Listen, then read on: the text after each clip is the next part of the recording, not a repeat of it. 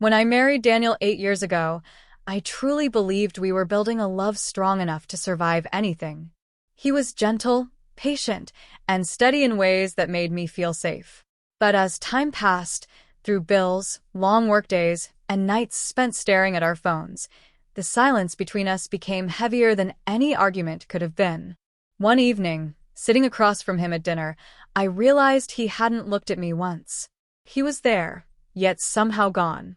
The man who used to make me laugh until I cried now felt like a stranger living in my home.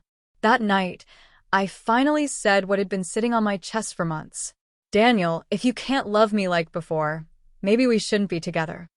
He looked up, calm and almost detached. "Is that what you want, Rachel?" "It's what I need," I whispered, hoping he would stop me, ask me why, beg me to stay. But he didn't. He simply nodded and said, "Then I'll give you what you need." The next morning, he was gone. No note, no message. Just an empty pillow and his wedding ring resting on my nightstand. At first, I thought he was trying to scare me into changing my mind. But days passed, and he stayed silent. When I finally called, his phone went straight to voicemail. All I could manage to say was, "I didn't mean it like that. Please come home." 3 days later, an email arrived. "You're right, Rachel. You deserve to be loved the way you once were. I can't give you that anymore. I'm setting you free." At the end of the message was an address, our old cabin by the lake, the place we spent our honeymoon. My heart raced as I drove there that night, hoping he'd be waiting to fix what was broken. But when I arrived, the cabin was dark and still. Inside, it looked untouched, as though no one had been there in years. On the kitchen counter sat a brown envelope with my name written in his familiar handwriting. With trembling hands, I opened it. Inside was a letter. "Rachel, when you said you needed something different, I realized you were right. I've been half alive, pretending our love was enough while you were begging for more. You deserve someone who sees the world in you. I can't be that man anymore. I've accepted a job in Denver and leave tomorrow. The house is yours. The papers are in the envelope. No fights, no drama, just honesty. Don't look for me. I hope one day you'll remember me kindly." Tears blurred the page, but something about the tone didn't feel right. It didn't sound like Daniel.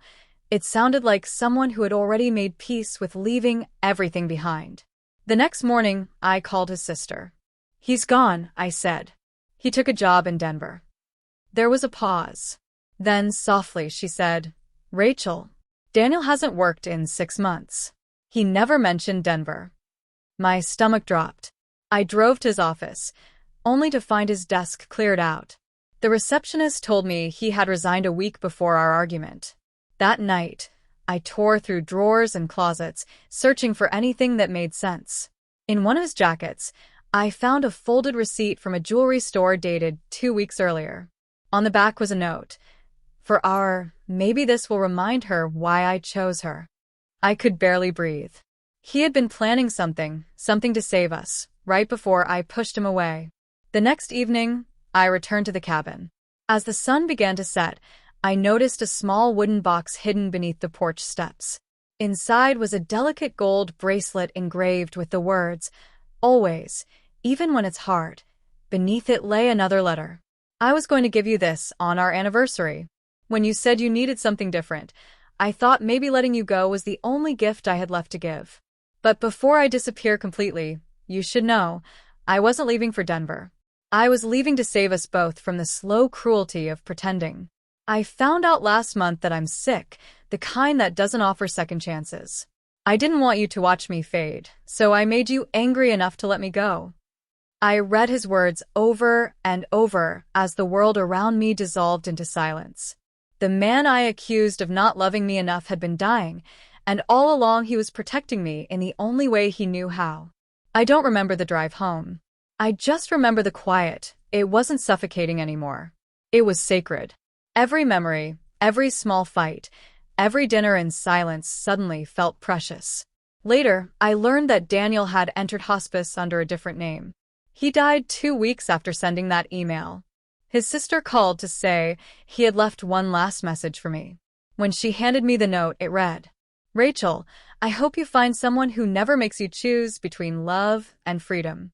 But if you don't, remember, I never stopped choosing you.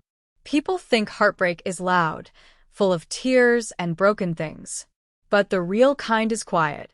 It's waking up each morning knowing the person who loved you most walked away not because they stopped loving you, but because they loved you too deeply to let you see them go. Now, whenever I wear that bracelet, I can almost hear his voice again, whispering the words engraved on it. Always, even when it's hard.